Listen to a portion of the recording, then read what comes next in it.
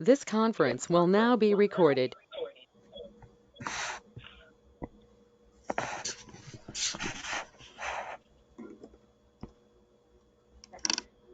All right, well, hi, everybody. Welcome to the second information session for the Main Street Upgrade Project.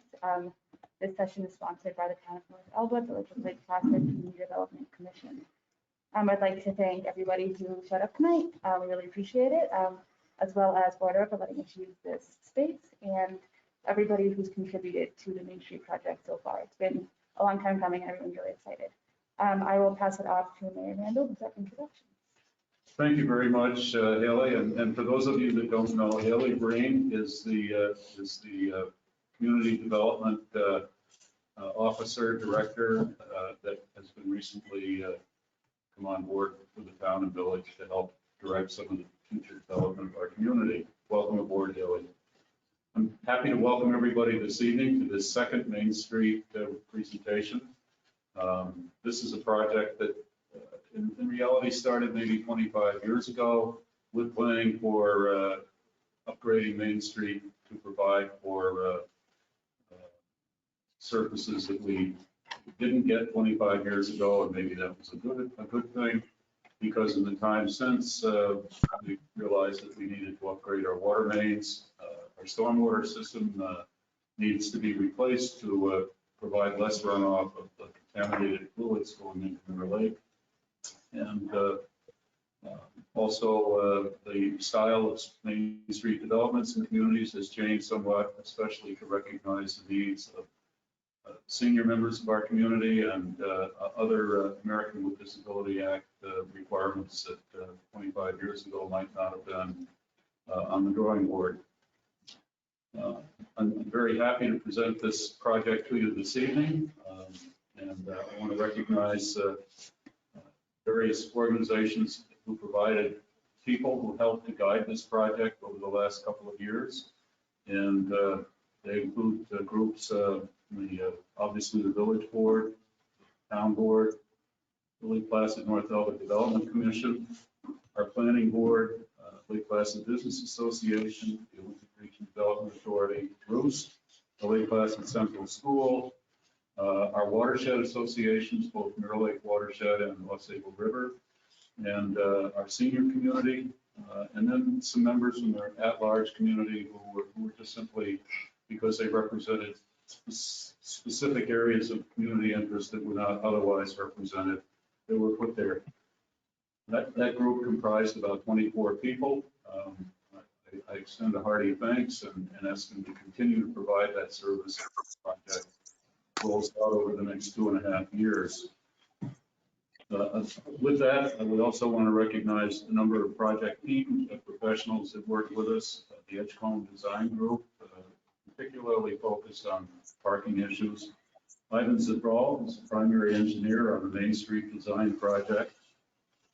Creighton Manning Associates, who are not here at the table this evening, who are providing the traffic planning for the period of time that we're under construction. Kathleen Suazo, who is an engineering firm that is dealing with the water main issues and other upgrades to our pump house and water service facilities. New York State Department of Transportation, people probably, I think I was told that there's at least 24 different offices of their organization that have to study and understand and agree to this plan that we're about to embark on. And then finally, all of our village departments represented by Public Works, Brad Hathaway, who's here this evening, our police department, fire department, finance, most important. And a hearty thank you to all of them for the work that they did. Beyond that, I'd like to recognize folks that are at the table tonight because they too have contributed to some various subcommittees that have dealt with, in fact, this presentation tonight, which is part of finding a better way to communicate what we're doing. Other groups have been working on parking designs for Main Street, and I think you'll be pleased to know that very shortly there'll be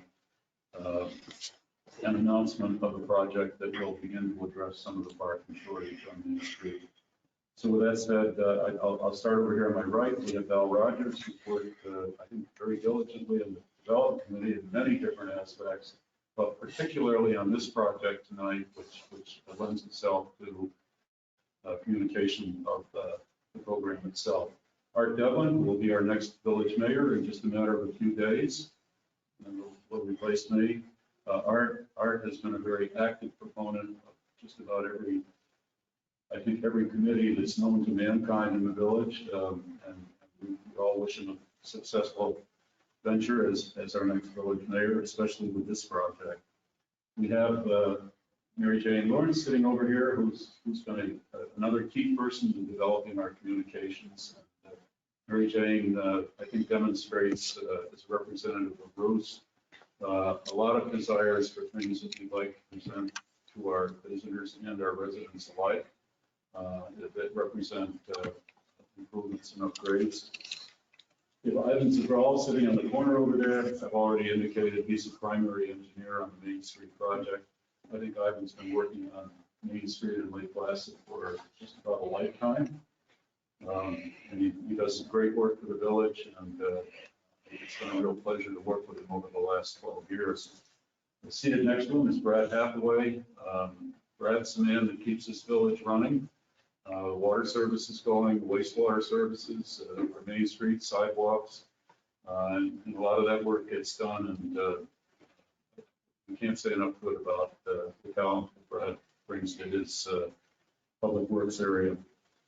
We have Dean Dietrich, who will be presenting the information this evening in the program.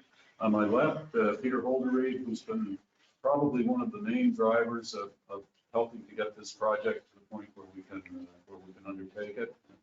Peter, you have my gratitude for all the effort you put into it and the energy.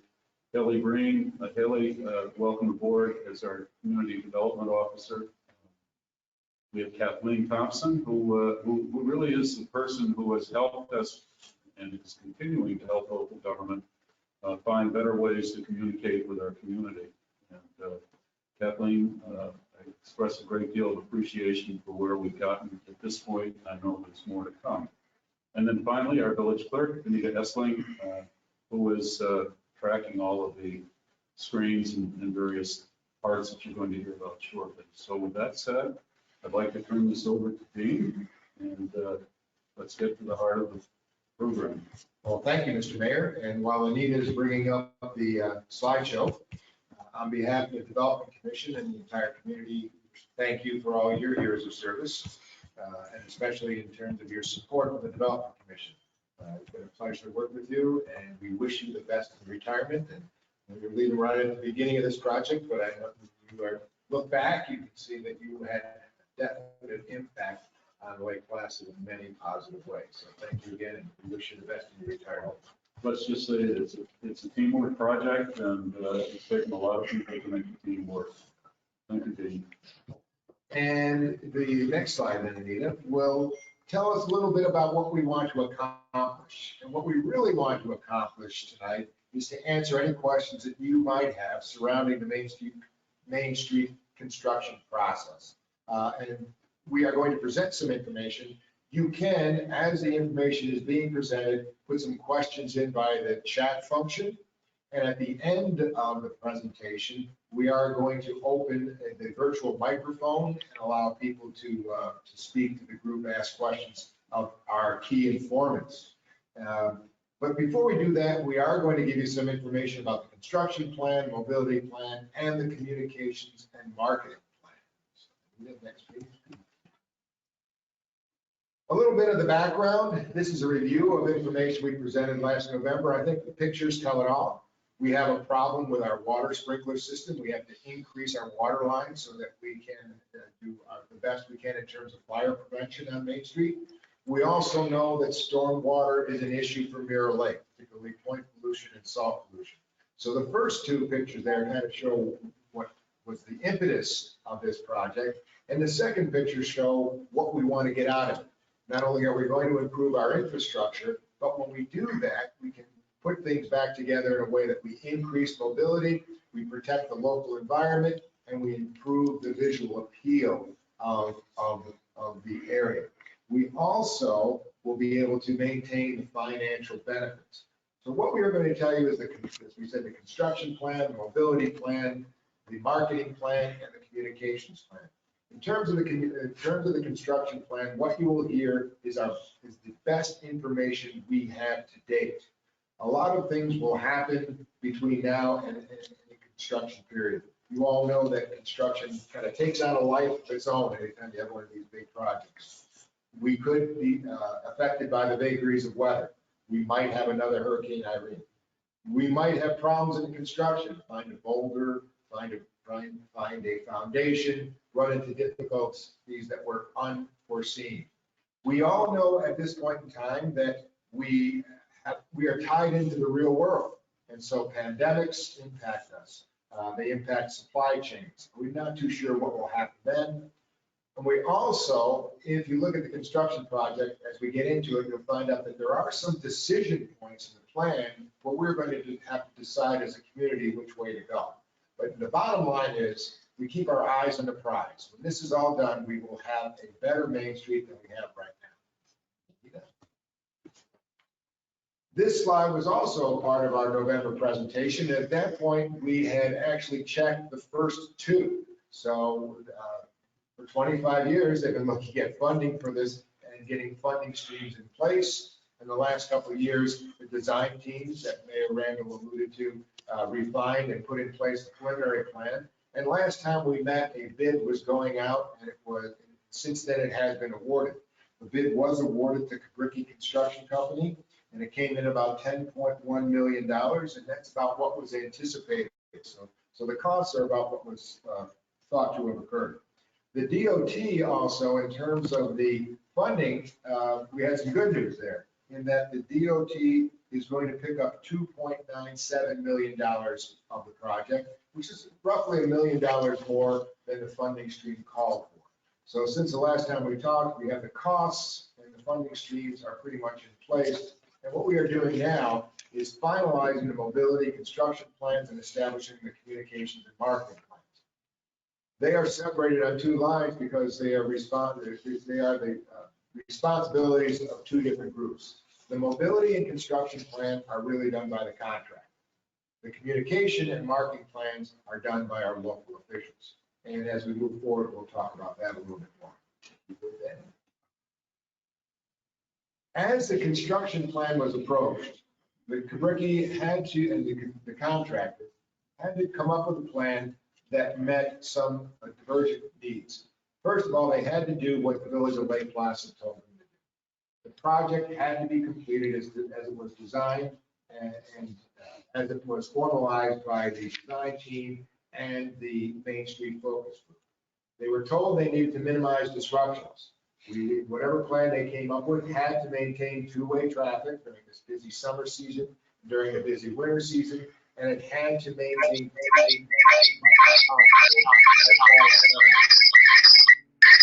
And they also were required to create a point person for communication. Whatever happens on Main Street, we want the community to be able to know what is going on. And so we looked at the bid calls for a communication component also. Kabricki himself and the contractors had to take into account their own sequencing. What has to be built first, what has to be built second. What about supply chains? What about transportation of the heavy machinery? So they had to take into account their own particular needs. And in the background, there's a third party, which is the New York State Department of Transportation. As the mayor said, Main Street is also State Route 86. And the New York State Department of Transportation has the mission for maintaining mobility on state routes. And so they were the ones who used their expertise, their traffic studies, their requirements for turning radiuses and gradients that trucks can go up. All those requirements were built into the mobility plan. And of course, part of those requirements meant that they needed to meet ADA requirements, and everyone, not just the New York State Department of Transportation, but everyone is concerned with community safety and environment. And so those are the concerns that the construction plan had to address. We also showed you the general time frame. It is now spring of 2021. It may not feel like spring, but any moment now, the spring thaw will occur. and it will not be long before you will see people on the streets. First thing they'll be doing is putting up signs for the detours. That could happen any day at this particular point in time. They are ready to start shoveling as soon as the thaw begins. The completion date right now is the freeze during the fall of 2023. So everything should be done by the winter of 2023 going into 2024, New Year's Day 2024. During that period of time, the work will take place on a daily schedule. There will be no work on the weekends, no work on any holidays, and that includes the day before any holiday. So any holiday traffic can move fairly freely. The day-to-day schedule was still a little bit up in the air when we talked to you in November. It's pretty much been solidified. You will see construction workers starting to gather around 6 a.m., perhaps earlier. They'll be going over their plan for the day, probably walking around with a cup of coffee, and they will also be coning off the work area. So the construction zone is all of Main Street, but there'll be different work areas every day, and they'll be delineating those. Equipment warm-up starts at 6:30. It's going to be a fairly early alarm, and then at 7 a.m. is when the actual digging can start. And while they do the digging, while they do any construction work, they have to maintain traffic flow as much as possible. Anything they dig up, that's got to be filled as quickly as possible. Surfaces have got to be maintained so that they're usable as much as possible. And the activity finishes every day at 5 p.m. And in line with the requirements to fill, at the end of every day, the surface is restored to a temporary surface which is usable for either cars or bicycles or pedestrians or strollers. So the bottom line is the surfaces will be usable every weekend, they'll be usable every evening, and usable as much as possible while the construction is taking place. Next slide, please. The construction itself, when we talk about the needs of the contractor, they basically work from the bottom up. And that's because you dig down and you fill in what the deepest spot is, and then you start working from there.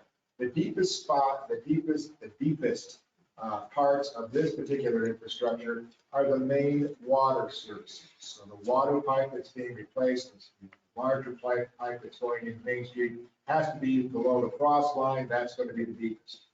The infiltration basins also have to be below the frost line. So they will be deep. On top of that, it's a storm water that captures the surface water, so it's above that area. Then the fill has got to have some binder and road base. There has to be a surface on top of that to prevent thawing, so that the top surface, which is the signs, the road surface, the sidewalk and the curb and the landscaping, can be put in place. So it's a bottom-up approach. Next slide, please. So what becomes important then is, where is the water line going to be put? Because that water line is going to be the deepest thing. It's going to be done first. And if you look at this slide on the very right-hand side, you can kind of pick out the main parking lot. And the water main goes to the main parking lot, and it follows that red line along Main Street to one Main Street Park, which is on the left-hand side of that slide. So essentially, the first thing that's going to happen, and that will happen very soon, is that Main Street is going to be dug up from one end to the other as the water line is put in place. That does not mean that all of Main Street will be dug up at one point in time. It goes section by section by section. So a certain section will be dug up during the day, it'll be filled in, the next section the next day, and the progress will occur. As we look at the phasing of the project, the next number of slides talk about the phasing of the project. Slip over. And once again, there's a caveat, there's a warning on each of these that plans are subject to change. So please keep that in mind. And as we get to this slide, you will see that the bottom of the slide is actually what takes place. The water main and service will take place the entire end of Main Street. They're going to start at the north end and work their way south. So the first digging will end up north end by Main Street Park, section there, a section a little further south, a section a little further south, until the entire water main is in place. As you turn up, if you're at Main Street Park, if you're going up the hill toward on Sarah Placid Avenue towards Saranac Lake, that area, the water main does not go up that area, but that area is being regraded. And so as soon as the heavy machinery regrades that area, it is possible to put the road surface back down in that area and do the sidewalk and curb. So that, the area we're talking about there is the Summit Hotel, the High Peaks Hotel. And so that area, the road surface can be worked on immediately after it's dug up, because they're not, basically they're not digging as deep, and they're not going to put the storm water on top of it. Next slide, please. This is one of the decision points. The contractor and the bid calls for the road and the temporary asphalt surface to be in place. So that middle line, temporary asphalt surface, will be in place by July of 2021. We will have two-lane traffic during July of 2020. The contractor has requested some other work, particularly the infiltration basin of One Main Park. This would not, of course, impact on any kind of traffic flow. It would impact the usage of One Main Park, which is mostly going to be dug up, because infiltration would not be ready to be put in anyway. They also asked the permission to do some landscaping during that particular section, and there would be some trenching along the main parking lot, the lower end of the public lot. Again, this is subject to approval. It's something that we do later.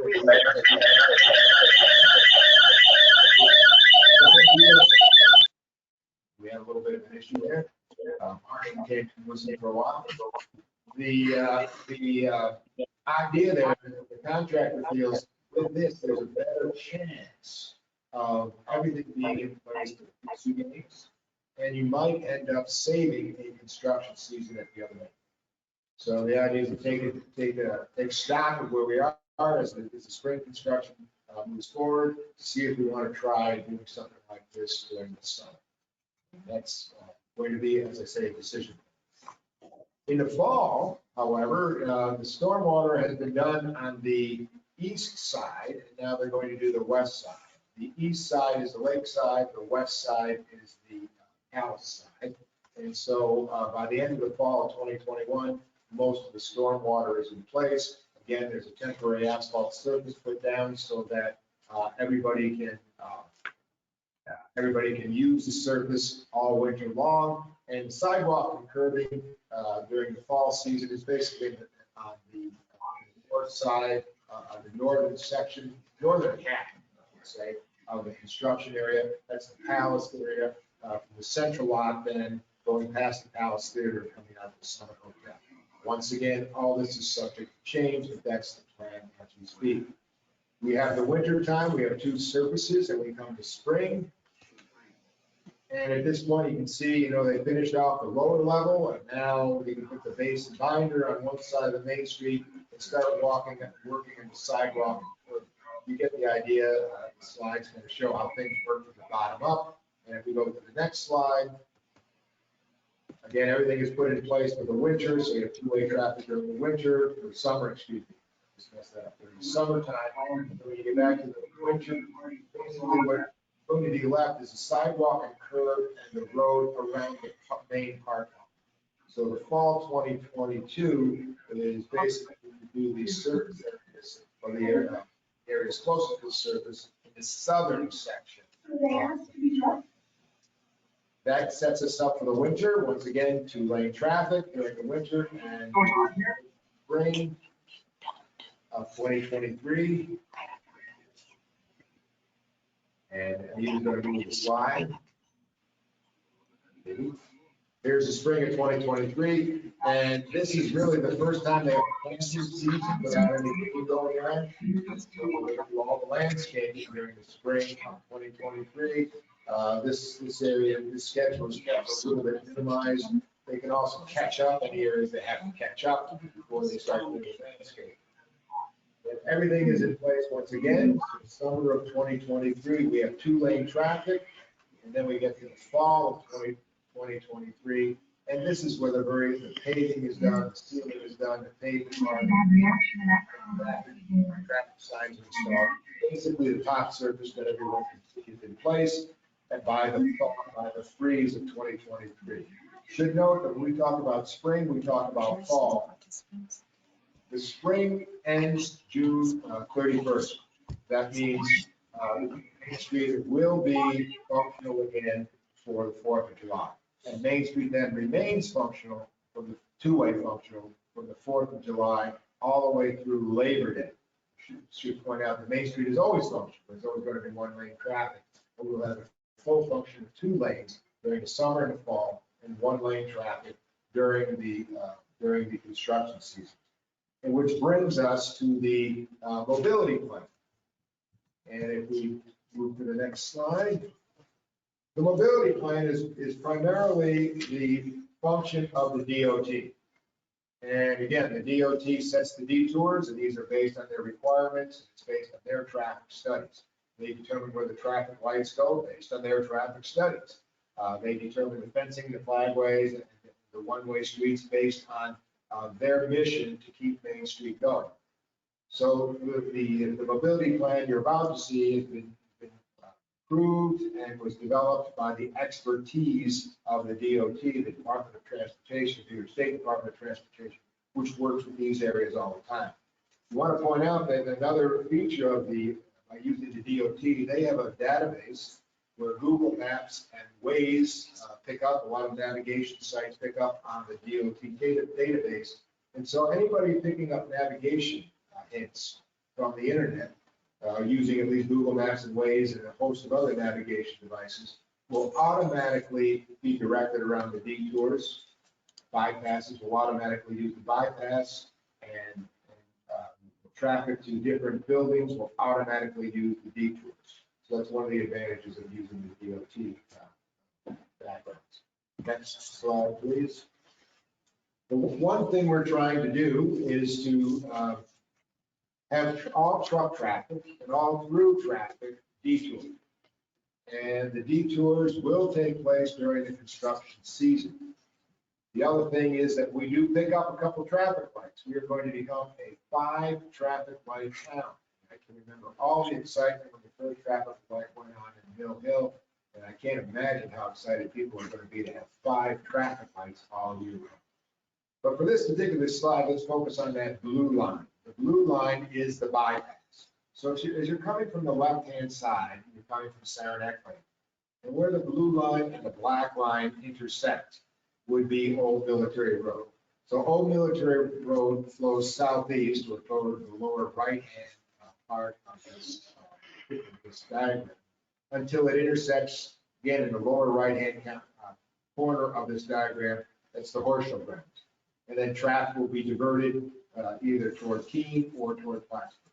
The same thing happens in the other points of divergence. So as you're coming in from Plattsburgh, which would be the black line to the north, coming off the right-hand side, as you're coming into Mill Hill there, the Mill Hill traffic light, there'll be a big board sending traffic through traffic out Sentinel Road to the Horse Show grounds, again, the bottom right. So the bypass basically stays away from town. All truck deliveries and all bypass traffic will be directed along the blue route. Next slide, please. And in the meantime, the traffic pattern on Main Street, you can almost think of it as a huge rotary. So the yellow line is actually Hillcrest, and that would be heading south. So south traffic would be diverted to Hillcrest.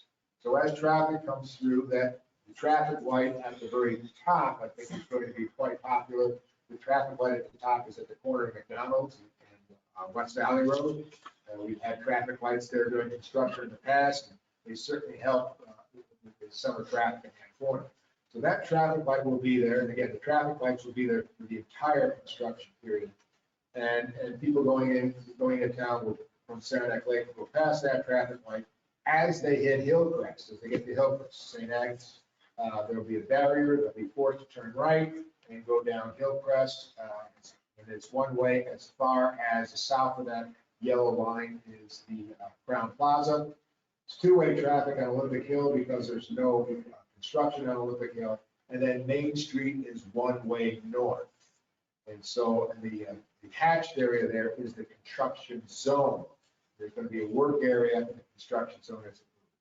A second temporary traffic light is going to be at the bottom, right by the convention center, at the bottom of Olympic Hill. So it's where Olympic Hill and Main Street connect.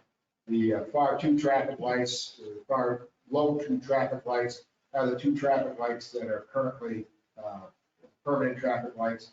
First one on the way down is Mr. Mike's Pizza, high-speed cyclery. I call it the fire department light. It's there to get the fire trucks to Main Street quicker. And then the other one is the Mill Hill light. You can see the bypass just kind of. Next slide, please. What this construction pattern means is that if you have a house on Hillcrest, you are going to have to access it from the north. So you either come in at St. Agnes, if you know where you live, which I imagine you would, if you know you're south of Greenwood or south of Acorn, you can come up Greenwood or Acorn and pick up Hillcrest there. The stop signs are there, continue to be in use, so the traffic flow will be greater, but it still will be calmed by all the stop sign. And of course, it's one way as you go south there to the Crown Plaza. Guests to the Crown Plaza can either arrive from the north, but all deliveries, since they're diverted through the bypass, will come up Olympic Hill from the south. And again, that's two-way traffic from Olympic Hill. Olympic Hill, the Big Hill, remains a two-way traffic because there's no construction on there. If you are going to access, if you work on Main Street, you're looking for parking on Main Street, you must come in from the south. And the easiest way to do that is come up, Mill Hill and then pass the arena and through this new traffic light, and all access there will be from the south. Mirror Lake Drive continues to be two-way, but bear in mind that if you're coming in Mirror Lake Drive from the north, you're coming in like where One Main Park is, by the Palace Theater and the High Peaks Resort, you are going to have to turn right. You can't go south there on Main Street, you're forced to take a right. So Main Street is one-way north, and that impacts the access. And of course, Hillcrest becomes a one-way traffic going south. Next slide, please. Now, what does this mean for parking, pedestrians, and deliveries? That means all deliveries come from the south, and all delivery trucks will come from the south. The thing to bear in mind, or two things to bear in mind. Number one is this traffic pattern will deflect traffic and will create some disturbances.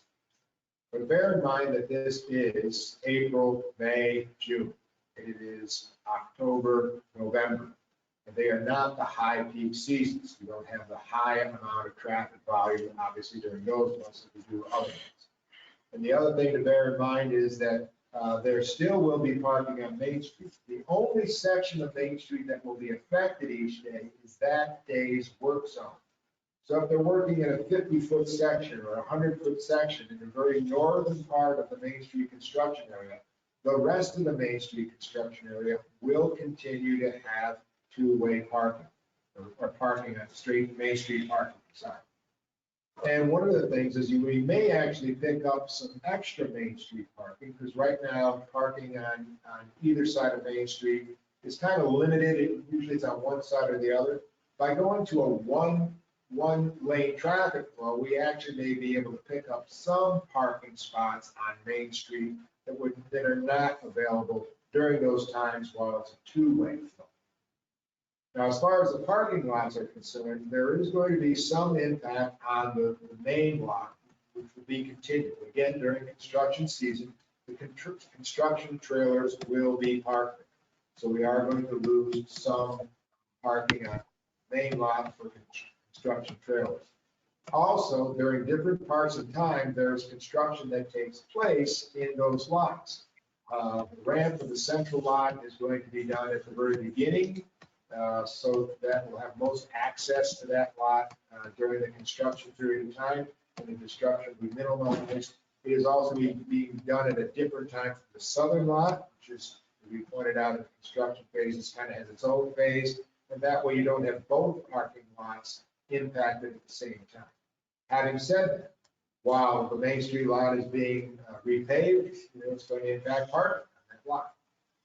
So what becomes important is that you are aware of where the work zone is each day, because that will determine exactly where the parking is available each day, exactly what's happening on Main Street each day. And the next series of slides is going to deal with communications. One of the things I'd like to do right now is welcome Haley Green to the family, the Lake Placid family.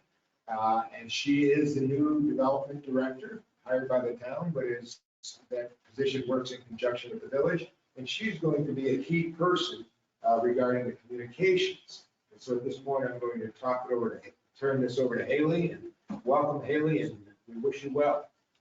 Great, thank you, Dean. So communications, the goal of our communications is kind of self-explanatory. It's to keep everybody as informed as possible about construction activities. We are trying some different things. We've kind of, right now, our information sources are here on the right. We're trying some new things. It's a bit of a work in progress. We want to kind of see where we're at in a few months and see what's working and what's not. So these are subject to change. But for now, this is, I think, overall, we're going to be meeting with the contractor at the end of every day and having a conversation about what they might be doing the next day, and creating a construction forecast for the next day and possibly for the next 2 days based off of that information.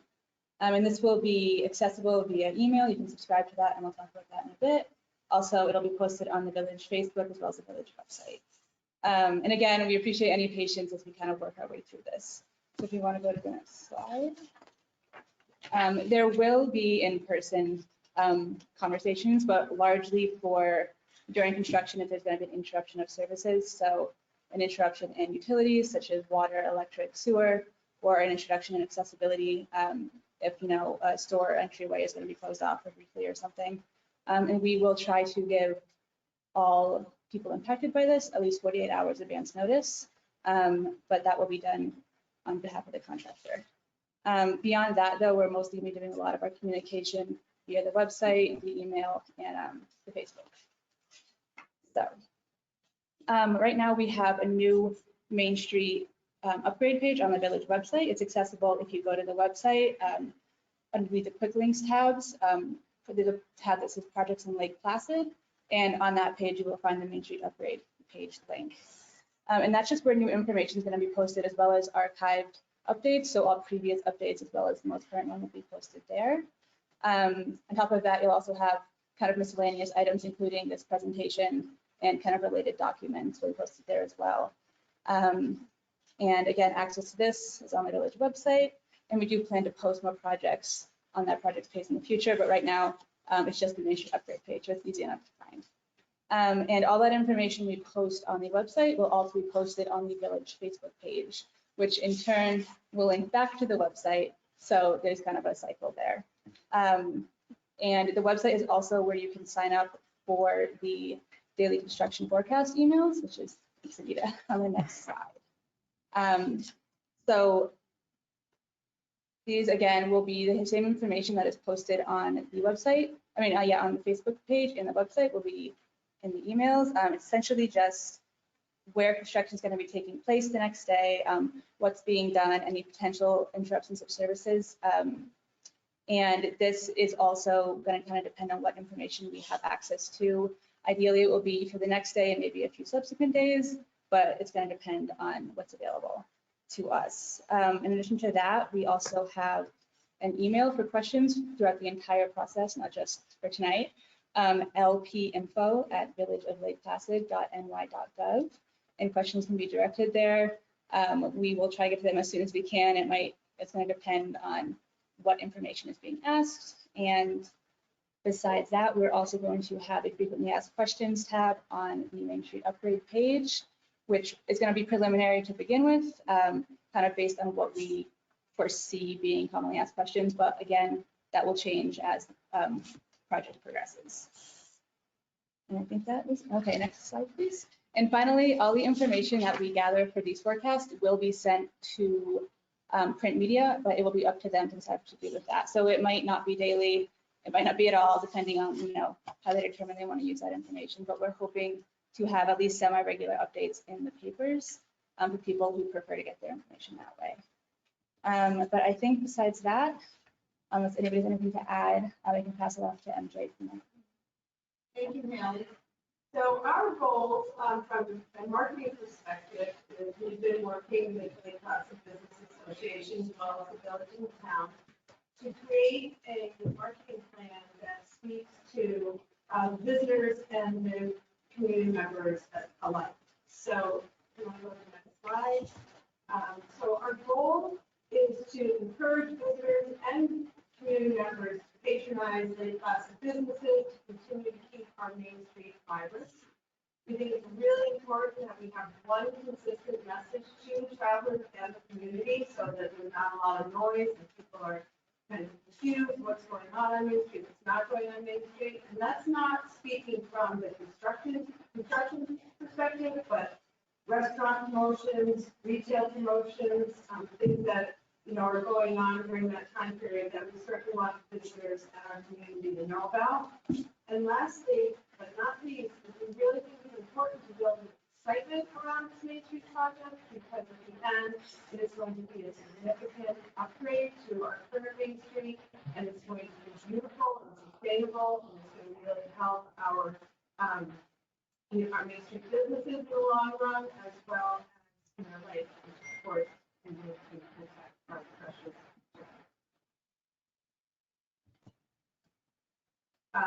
So our logo and our mark here is Perfecting Placid is important to us, perfection is progress. Of course, everybody should recognize Milton the Moose. He's part of our slightly, he's famous actually. He's part of our slightly Adirondack campaign that we did that we've been doing during COVID, which is to,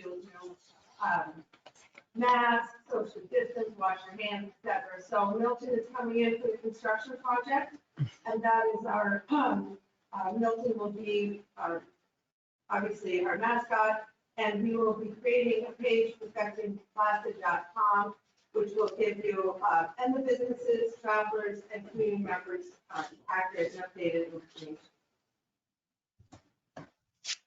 So for the travelers, before they get here, we certainly want them to have knowledge of what they will be can expect as they come into our village during the construction months. At the same time, we don't want to discourage them from coming during the construction months. So we're setting positive expectations. We want to make sure they know how to easily navigate around the detours, and also continue to remind the visitors that Main Street is open for business, as well as the community.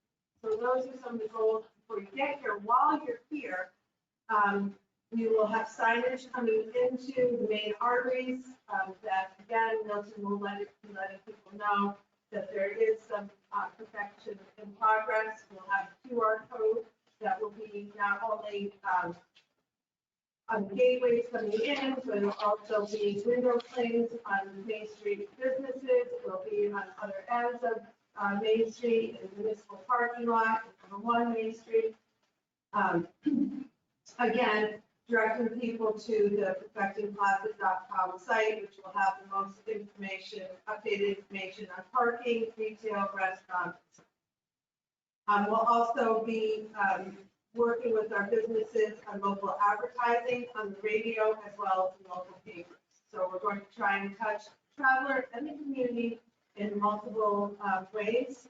I will also be creating a trifold brochure.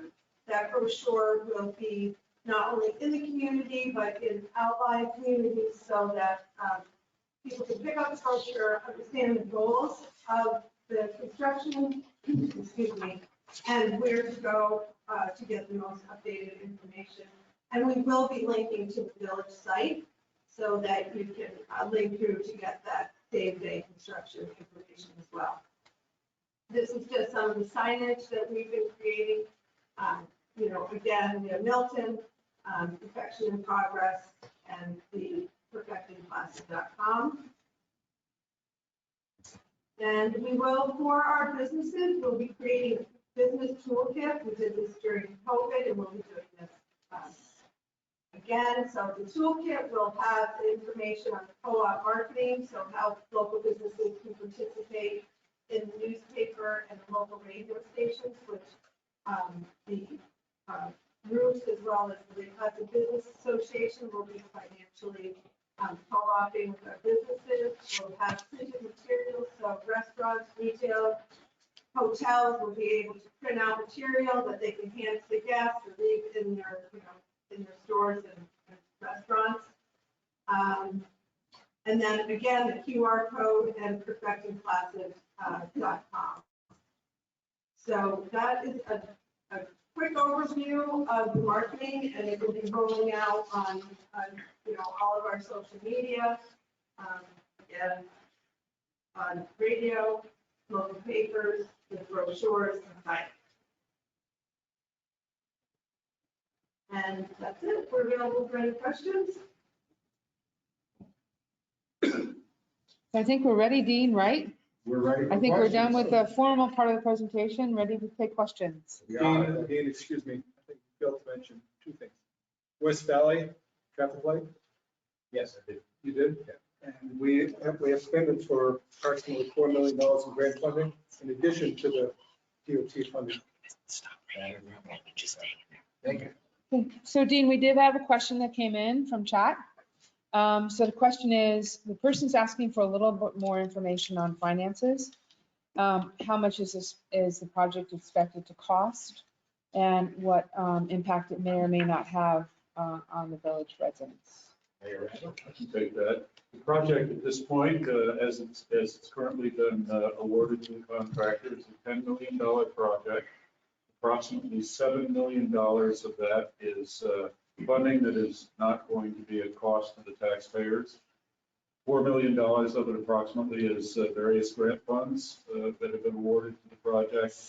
And just shy of $3 million is a commitment from the New York City Department of Transportation for the replacement of the travel lanes that are involved in this construction phase.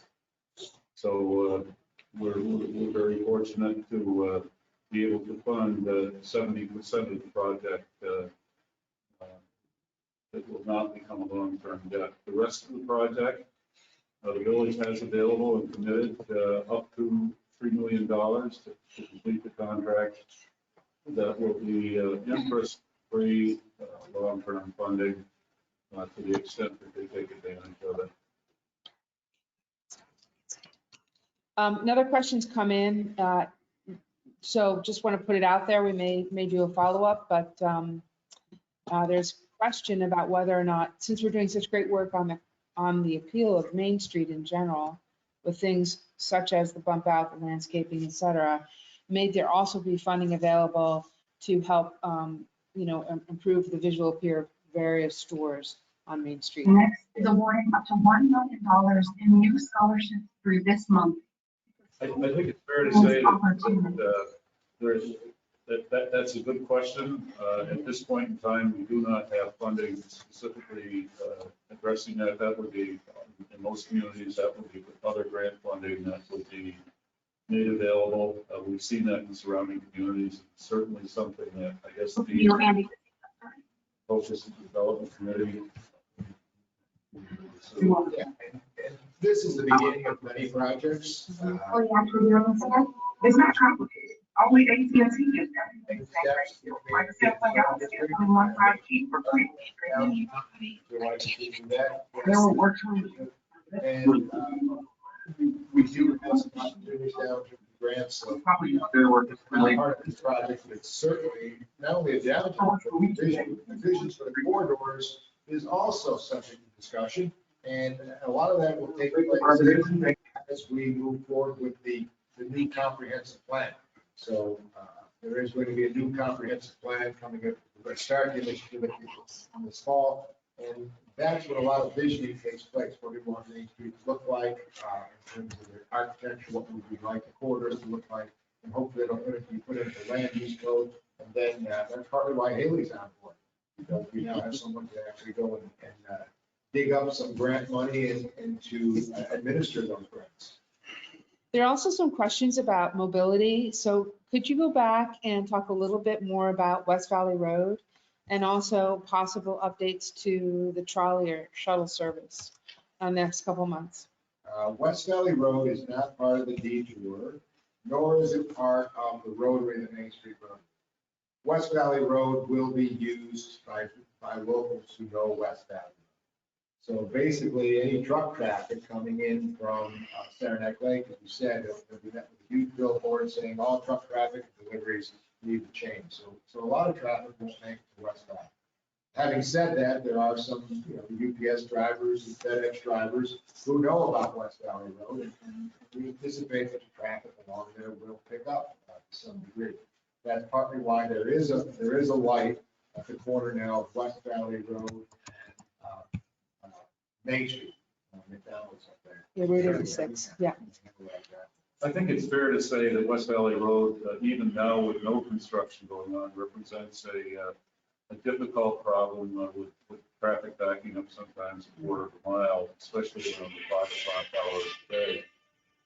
There will be a traffic light there to help improve that situation, and certainly we'll all be looking forward to maybe not seeing quite so much congestion as we had been. There was a second half of that question. We answered the whole thing. The second half is, and there's more on traffic and parking, so let me do the second half first.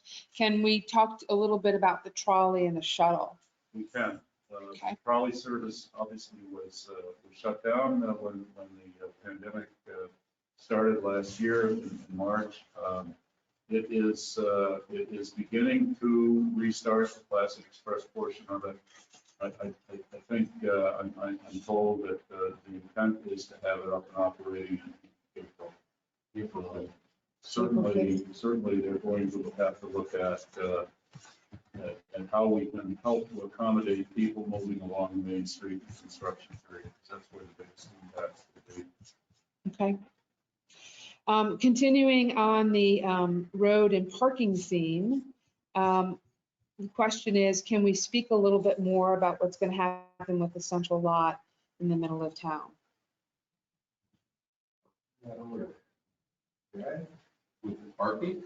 Yes, or is that something we'd like to follow up on? Is that, I think, We're talking about the parking lot across from the bank, and I think it's fair to say there is work that will be going on there on occasion. It's one of the locations, one of our major retention tanks that will be underneath the surface of the ground to collect stormwater in that neighborhood of Main Street, keep it away from your lake. There is another committee working on a plan which is not quite ready for publication yet, but that will improve the parking, will add to the parking. The board has not committed to that yet. It's at a point where I believe the next steps, correct me Peter if I'm wrong, but we would be moving toward physical engineering of a facility that will add parking. It will not be a garage.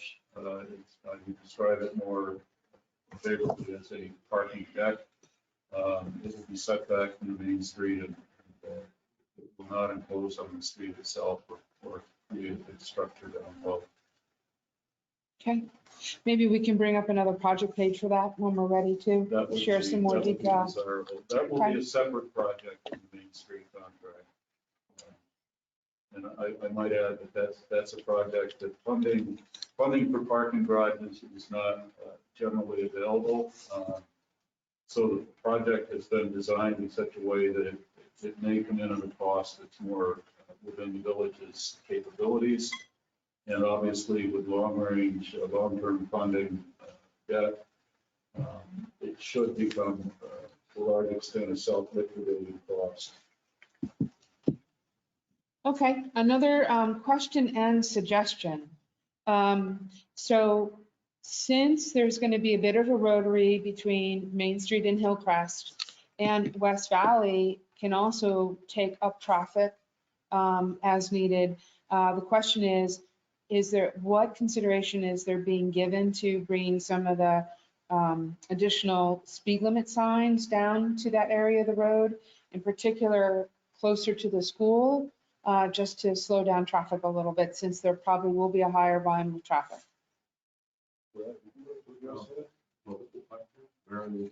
West Valley and Cummins, because that's going to be going up to the school. So if West Valley takes up more of the volume of traffic, there's a lot of school coming and going to and from Cummins and West Valley. So the question is, and the suggestion is, can more speed limit signs be posted in that area And can the speed be slowed down at all?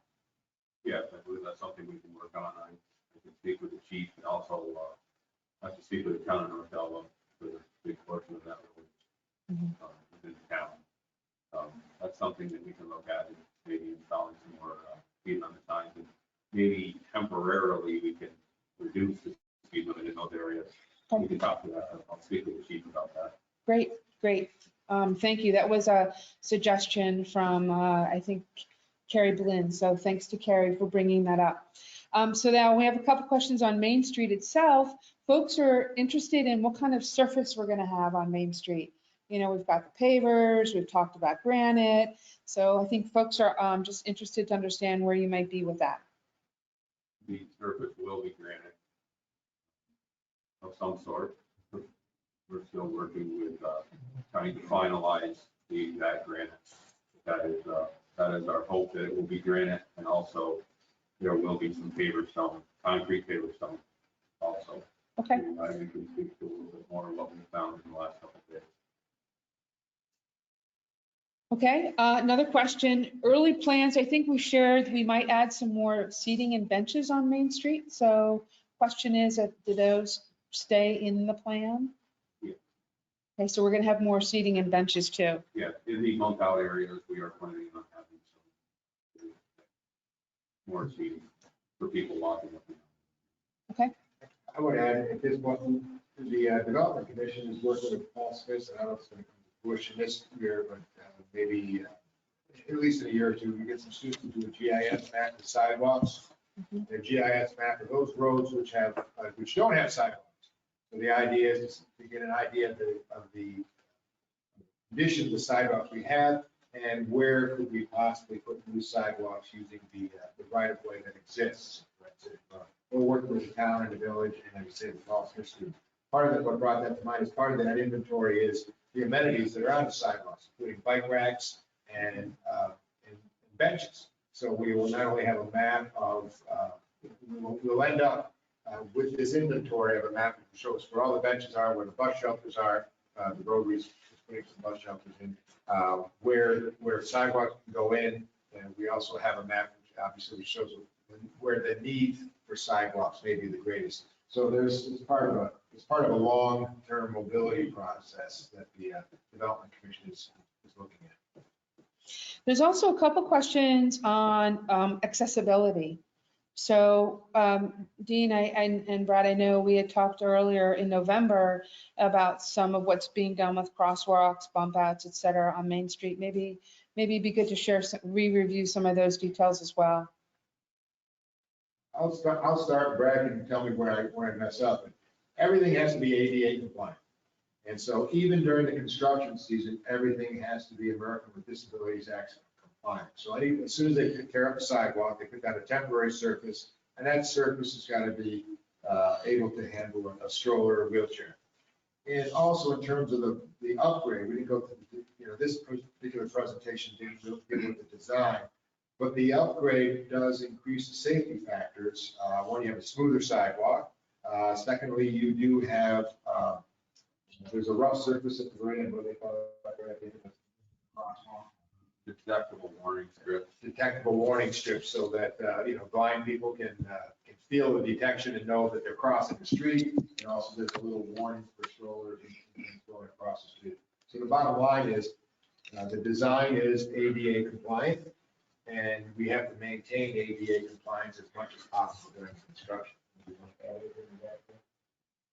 One of our goals with the sidewalk was to at least have a 6-foot unimpeded sidewalk in all areas when we're finished. Right now, you can see there's areas that are less than 6 feet. You have to get around a light pole or a parking meter. So with the bump outs and the way the sidewalk is designed, it should be unimpeded. So it's easier to access and people to flow. Okay. So we might want to add some more detail, maybe on the Main Street upgrade homepage about accessibility. So thanks for the questions on accessibility and also the suggestion. Can I just add one thing on the bump outs that are designed for the crosswalks? will actually provide some additional safety features for both the pedestrian who's stepping and wants to cross the road and the driver who's approaching, because we all know that we today have people darting out between cars. You cannot see them until they're in the road pavement. These crosswalks are being designed to minimize the risk for pedestrians who will be able to step out. They'll be somewhat more visible to a driver, number one. It also minimizes the amount of actual traffic surface where the pedestrians will have to be exposed to cars. Okay. One last suggestion too on traffic. So maybe going back and revisiting traffic and who set up the mobility plan would be good. There's a question around whether or not additional traffic controls could be added at the top where Crown Plaza, where Olympic Drive and Hillcrest intersect at Crown Plaza. And again, this was determined by the DOT with their traffic engineers. And one of the things that happens is you're coming down Sarah Placid Road that way, you're making a right-hand turn. And so you're making a right that you're not crossing any traffic. And if you think about it, most of the traffic coming up Sarah Placid has come from Main Street. They're not interested in going back to Main Street, so very few of those will be making a left-hand. So, so basically, that intersection was not by the DOT studies, the traffic studies and their flow patterns, was not deemed to need another stoplight. Because all traffic is going to be diverted to the right. There should be very little cross traffic. I'm not sure that question wasn't more maybe addressing the intersection of Olympic Drive with Hillcrest, where there's an. At the top, yes. I meant to, yeah, I was trying to say the top of the That's hill. what I was thinking. The top of the hill is where the question is. During this detour on all the streets that are impacted, there's going to be numerous signs and caution type devices in there. There's in the plans, there's more traffic control signs, there's more stop signs. So that will all be visible. If there is something that we find need to be addressed, we will address that. Yeah. So all this will be looked at. If it becomes an issue and we need more, we can handle it. Yeah. I think also in the communication slides, we gave out an email address. So if folks have questions or suggestions, they can send that in right to email too, and that'll be open and monitored all the time as well. Okay. I think that's what we have for questions from chat. Would we like to open the mic and take any other questions? People have to unmute themselves. Yep, so folks, if you would like to ask a question, please go ahead and unmute yourself first. No, I think I'm unmuted. This is Sarah Kane from Mercy Care of the Adirondacks. Go Can you ahead, hear me? Sarah. Okay, I was just wondering about the ADA, like compliance with handicap accessibility for elders. I've been through a few different presentations and I haven't seen anything specific to this issue. So I'm wondering if that's a later drill down that we have to look at, or if it has not been addressed. I'm looking for specifics. Well, maybe one of the things that is in the long-term plan is more handicap parking in the central lot. And so when we talked to, I remember, I'm going back to conversations that I remember hearing with the focus group. And it was the Mercy Care people said, you know, where a lot of the senior citizens wish to park is where they can have access to the library. And so the plans for the central parking lot include I don't remember off the top of my head, but a number of handicap spots for that very reason, which are very close to the library. And of course, the number of handicap spots in the main lots, and the main lot is not going to change. Maybe Mr. Mayor, you remember the exact number? I don't have the exact number off the top of my head, but your recollections of what was described, the lower street level of the lot across from the bank will contain short-term parking spots and ADA parking. And yes, we were thinking very much of the seniors and their desire to have accessibility. to the library. This lends them not only convenient parking, but also immediate access to crosswalks to get across the street safely to be able to access the library, or for that matter, any of the shops along that area of the main street.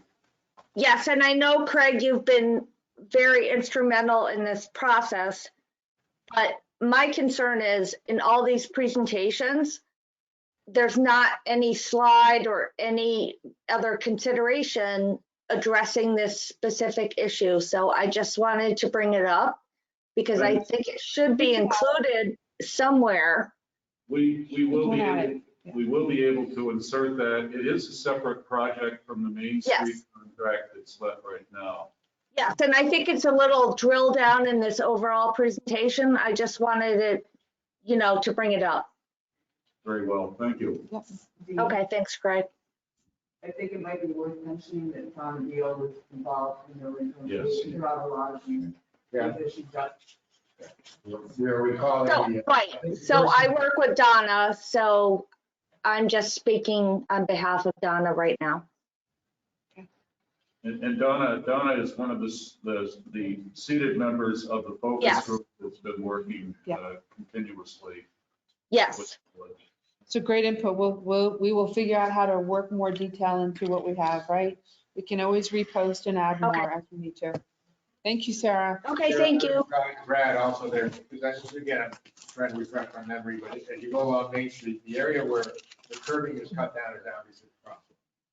And there is handicap parking that is marked close to those areas so that handicapped vehicles can get wheelchairs, on the crosswalk, because the crosswalk is the one area where there's not a 6-inch. Right, but my point is, we just need to have it in that overall presentation. We'll go back and we'll put it All right. in. It's not been included, so that's it. Okay. Question as to whether or not the bid's been awarded to construction companies, and if so, who might it be? I'm happy to answer that. The bids have been awarded. The construction company is Ricky Construction. They're out of, I believe, the Park area, Wilton, New York. They will be on site starting within, I think, a matter of just a few days. You'll begin to see them bringing equipment in and staging and getting ready for construction as soon as the weather lets them do that. The bid that was let was, it was $10 million in round numbers. Okay. Same company also, I don't know if they heard that, but we've had a great relationship with Cabricki. They're the same people that recently did the trunk sewer line. And a couple of things that I remember hearing about them was, number one, they were very good about deliveries on Main Street and took their people aside and made room for a quick delivery. I remember hearing that they were very good in terms of communicating with people as your sewer needed to be hooked up.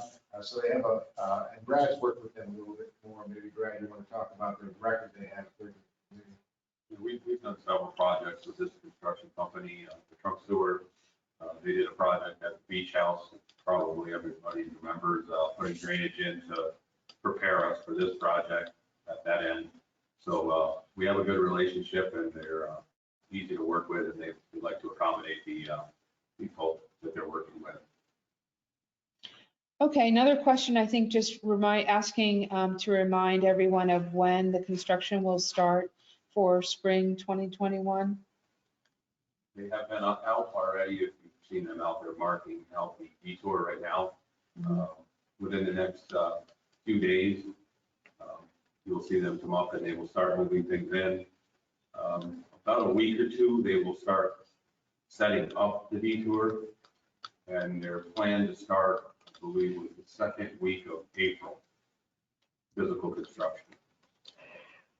Okay. Any other questions? Any other points?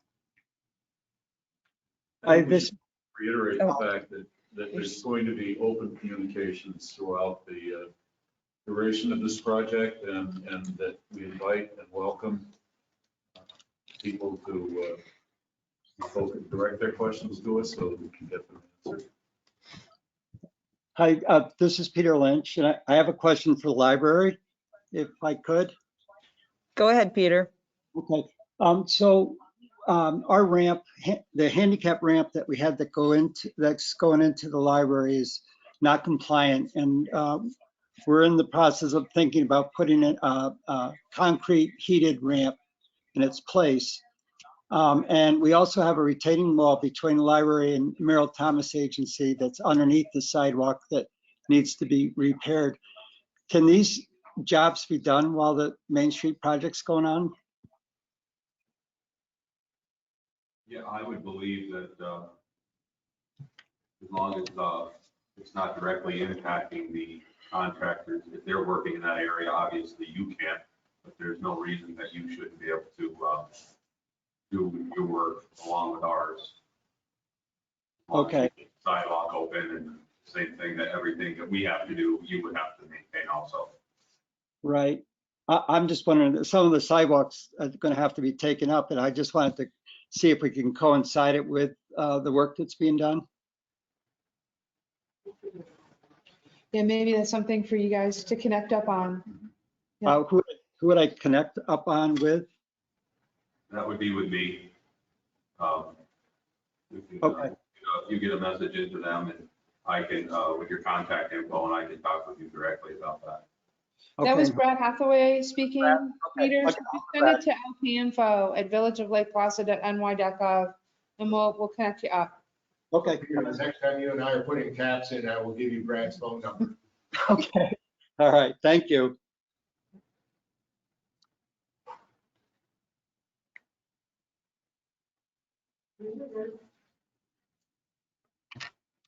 Okay. Oh, another question. So folks are interested in the area around the post office, our lovely little virtual triangle that appears there. So they're very interested to hear on, are there plans to, kind of look at that area? Are they included in the Main Street project, or would that be a follow-up project? There is no plans to remove the kind of no man's land. Yeah, there will be much better striping and traffic control devices in that area. Better visibility for the stop signs and the stop bars, but there is no plan to change that intersection. We will be digging this spring in front of the post office. From the Muni lot to Parkside. Right, but there's no plan right now to address sort of the, yeah, okay. Okay. I think we're done with questions coming in. Last call on the phone or in the virtual room. Okay, great. The presentation will be up tomorrow morning on the Main Street Upgrade webpage. In there, we will also include the email address. So if you want to send in more questions, get more information, you can use that. It will be in the material that's up on the webpage tomorrow morning. So Dean? Well, I just want to thank everybody for appearing, and thank you for your questions, and thank you for your suggestions, and keep the suggestions coming. We'll do what we can to make the project move forward as well as possible. As we said, it is a work in progress. So we'll just have to get through this together, and hopefully we'll keep our eyes on the prize. So remember, at the end of all this, we will have a Main Street that has better mobility, Main Street which is safer, a Main Street which is more ADA compliant, a Main Street which is more vital. So we'll put up with some disruptions and end up with a better product. Thank you all for coming. Thank you, panelists. Thank you, Communications Subcommittee, for all the work you put into this, and good luck. Good evening now. Be safe.